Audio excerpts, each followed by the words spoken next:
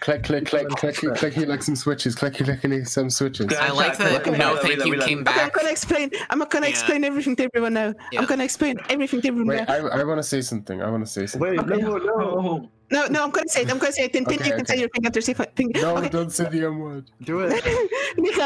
Anyway, with me and no thank you, right? Me and no thank you have fewer thoughts than we could understand, right?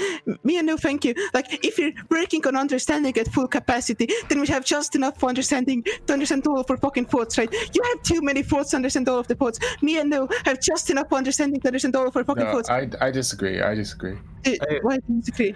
I don't think I can understand all my thoughts. Okay, that's what I meant in that way. I want to say it like this. When I said that when I said that Wittgenstein said the limits of my world are the limits of my language or whatever, right? I think there's a little easy misunderstanding to happen. It's like it's not about what you can explain, because it's not about explaining stuff to other people so that other people can understand it, because that's dependent on other people. That's not important. Yeah, which is bullshit. Fuck them. You can't explain something in a way which guarantees that every single human in the world will understand it. That's nonsense, right? What's important is not what you can explain, but what you could explain. It's not about the limits of your language, and not the limits of what you can say right now. What you are saying, it's the limits of what you could say given infinite time or whatever. Yeah, it's like when Wittgenstein said this was a common tactic made by my friend Adolf Hitler. No. That's when Wittgenstein said, "Please, Sakura, don't jump." Don't know what it means. No, that's basically what I meant too. Because like, if we had infinite time, right, we could understand like why we like things. These people fucking have more opinions than they have time always, right? I don't think it's that. I just think it's different ways of thinking. I don't think they have more opinions or less opinions. I think it's not just opinions, but I think at any point in time they're fucking like absorbing more instances. No, I disagree. Higher instances of dynamic thought is what you mean to say. No, I disagree. I think almost every human has about roughly the same amount of dynamic thought. I just think the difference is literally just values. I think we value as like a certain level of mindfulness about what we're thinking and why we're thinking it, because we know that we fucked up in the past and we don't want to make the same mistakes again. Whereas I mean, certain other people, like Plunder and etc., like they don't have to be constantly on edge and worried about what they're thinking, because they can be relatively certain that their thoughts are like fit with their personality, whereas like I will just have thoughts that don't fit with what I actually believe, and I have to be where you okay no this is well, everyone has that to some degree or other, but where you would argue that the limits of your world are like the limits of your language, I would argue that the limits of my world are the limits of my feelings.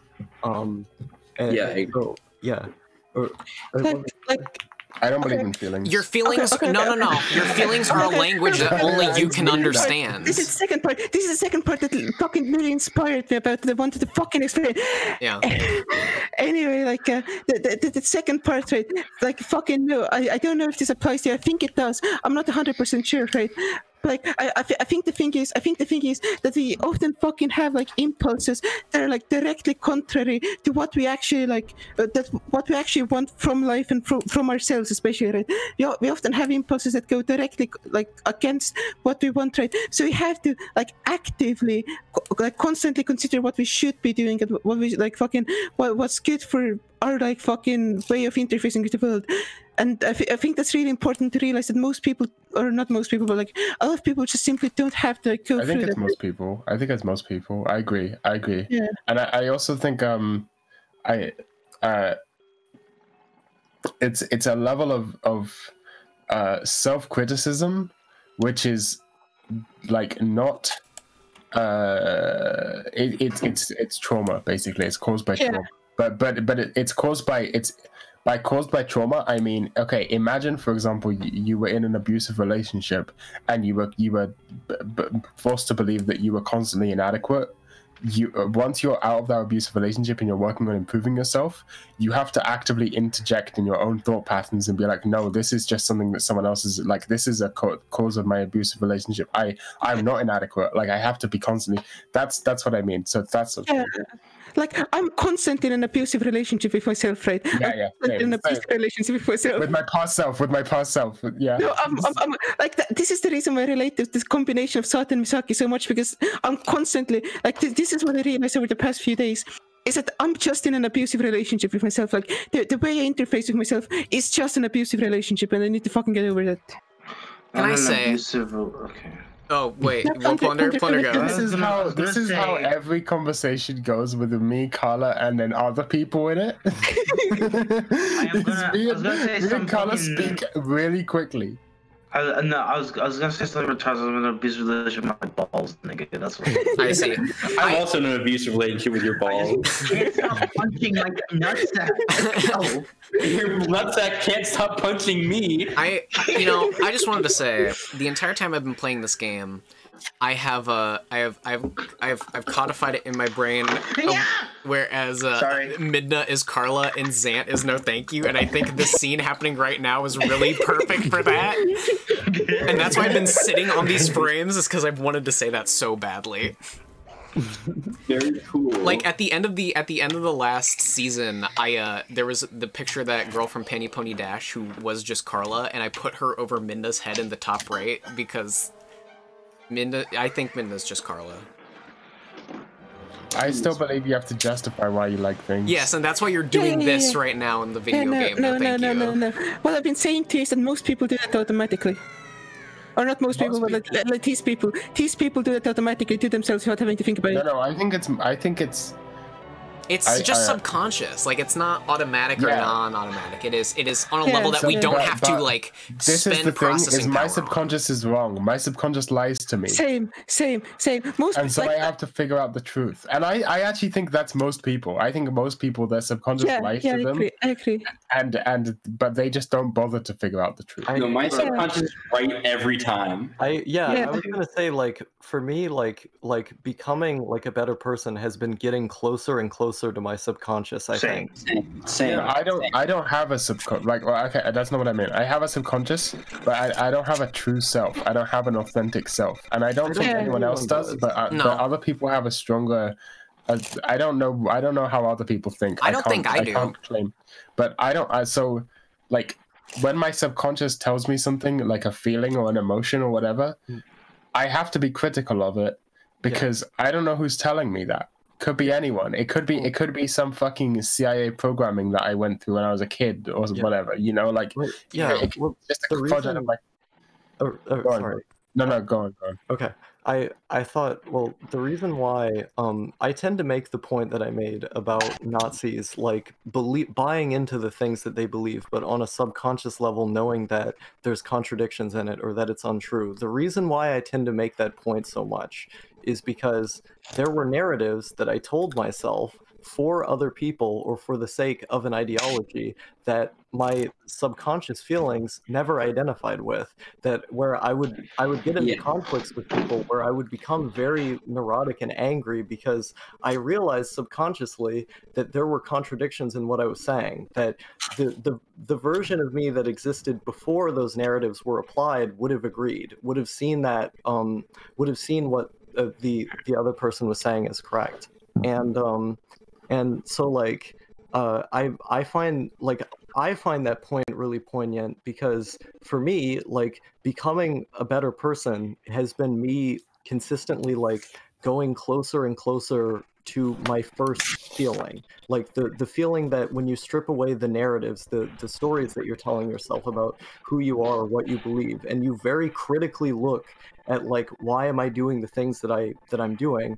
I end up acting more like I did when I was younger, like in a more advanced version, or like I end up being closer to feelings that I just intuitively have. But when I deny them and try to make myself believe this other thing, those end up being expressed through anger at myself and others because I'm not applying enough criticism. See, that's what I meant when I said that you are naturally, innately a good person. whereas I am not. I am innately a bad person, or like a random person who I don't understand. So like, okay, an example of this is that I've been thinking of recently is, so I'm an anarchist, right? This is well known. And I've been critical of myself recently. I've been trying to criticize my own ideology. I've been thinking, am I an anarchist because I actually believe in anarchist principles? I actually believe that non-hierarchical systems are more efficient, or blah blah blah blah. Or is it just that when I was a kid, I had a bad time in school, and I just have a problem with authority because of that, and that's what has led me to have whatever ideology I have? To me, it's like the fact that you had a bad time in school is what leads you to have those beliefs. Like, but is that just is that just something basically random? Like, if I'd had a good time in school, would I believe, like, does that mean that my entire ideology is just wrong, and it's literally just completely based on emotions, or not even emotions, but just like, how do I explain it? No. Can I bring up a more pertinent example? No, can I bring up a more pertinent? Go on.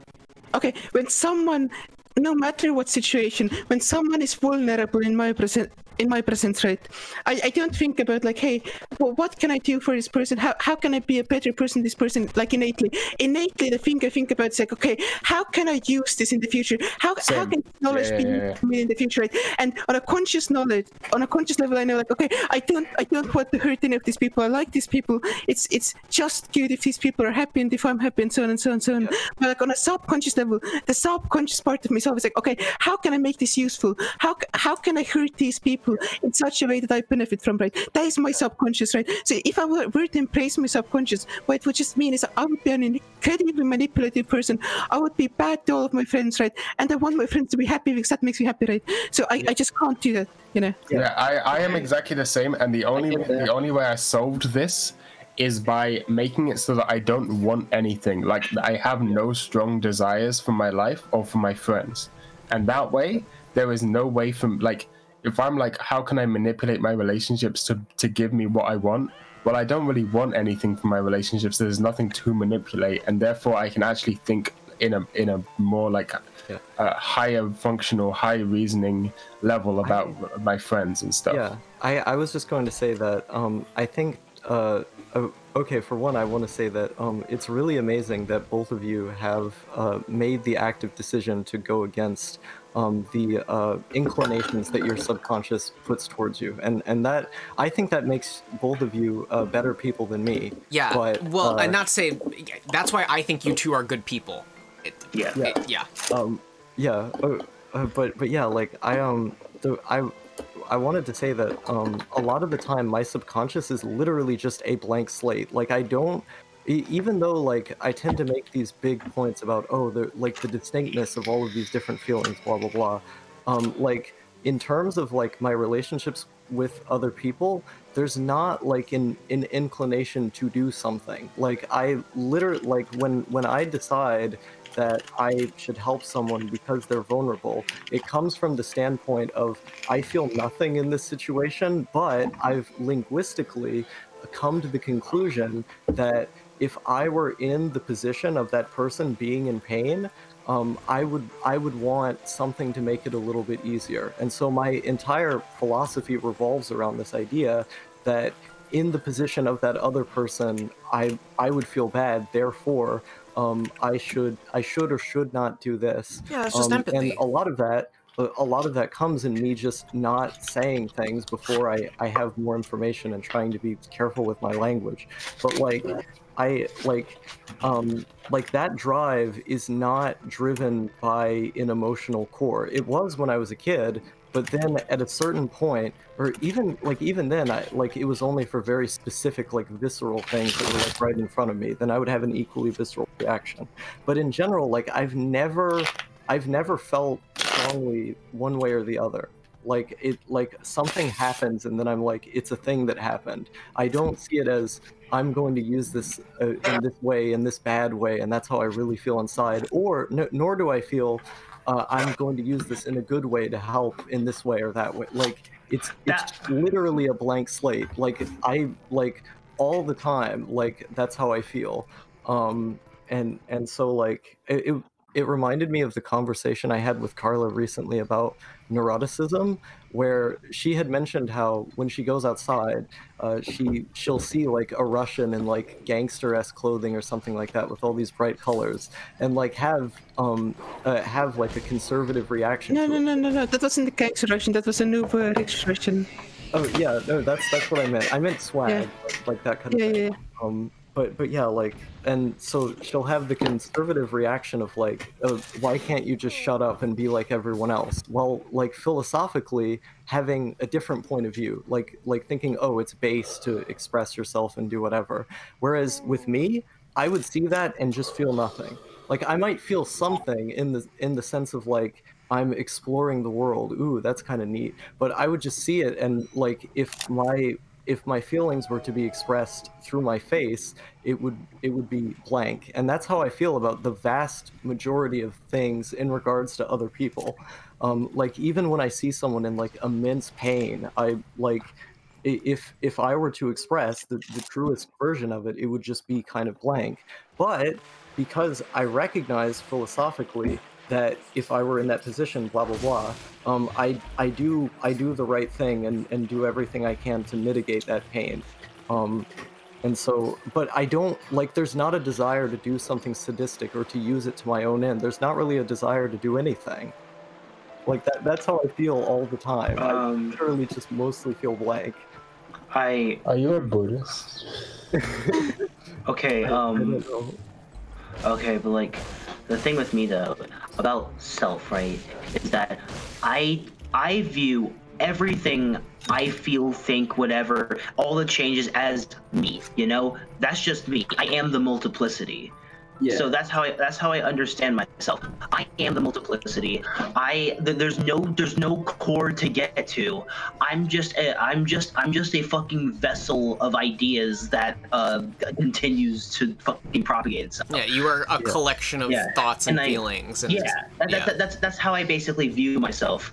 If I like for instance, like I'm an anarchist because I don't like work and I hate authority. Like that's same. Like there's not like when I was talking about how like is it just because like I had a bad time in school and I don't like authority? I'm like, yeah, I feel the same way, but that just means that that's just correct. Like, that's the conclusion that you came to based on the evidence that you were given. I think I'm correct because I had a bad experience with authority.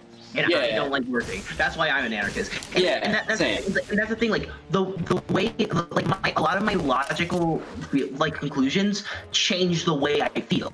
Like for instance, I had a really visceral, like fucking like an anti-trans reaction when I was like 13 years old. I thought like trans people were just like lying to themselves. And then when I met Arato the following year, right, I realized, oh, I logicked myself up, like, oh yeah, trans people, they're cool. So I gave myself the evidence, and then I changed the way I felt. That's not, I can do that with everything. I can do that with a lot of things. And also, I should also mention, I keep mentioning this, but I only feel strong emotions. I have never felt a mid emotion in my life. I'm constantly feeling like whatever emotion I'm feeling, I feel the most emotion ever, you know. I feel like the only way I can make sense to people linguistically is to present my feelings as though they're stronger than they actually are. But I feel like I'm underselling all my emotions all the time. Yeah, I think I mentioned this in Atonal Whiplash about when I was responding to Star's video. Like, I just don't like things don't grab me, especially in the real world. I just can't care. The reason I compare myself to like the specific dynamic between Misaki and Sato is because my multiplicities hate each other. Anyway, go on. Oh, okay. I actually disagree with the thought I just had, so never mind. Okay. I think that's the thing. My multiplicities fucking hate each other. My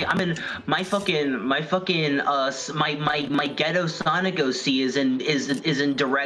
is constantly just beating the shit out of the fucking folksy fucking Tumblr lesbian in my head. Yeah. See, it's really weird. yeah. It's really weird because like that's just how it is, you know. For like the entire time that I've been alive, whenever I just see people like different groups of people, whether it like any group that you can broadly categorize and then stereotype, I've had like negative experiences with those people in the past, and it didn't change my perception of them as like a monolith. I just went, oh, I guess that was kind of negative, and then I moved on. Like when I see something gross, or at least it's considered gross by other people, I just kind of see it. Like I used to wish that I could feel like I cared about stuff, because it feels like a lot of the narratives that I've applied to myself that have led for me having, you know, actual intense reactions like anger in regards to other people pointing out contradictions in those beliefs came partly from a desire to be more interesting, because I saw it as interesting people are people who feel things strongly enough to be able to extrapolate an entire story out of it and kind of break it down to knock it down. Whereas I looked in myself and I would look around me and I would go, I don't care.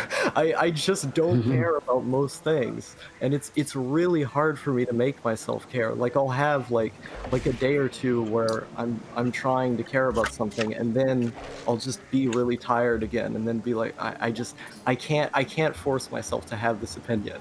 I also don't care about for the next episode. I also don't care about most things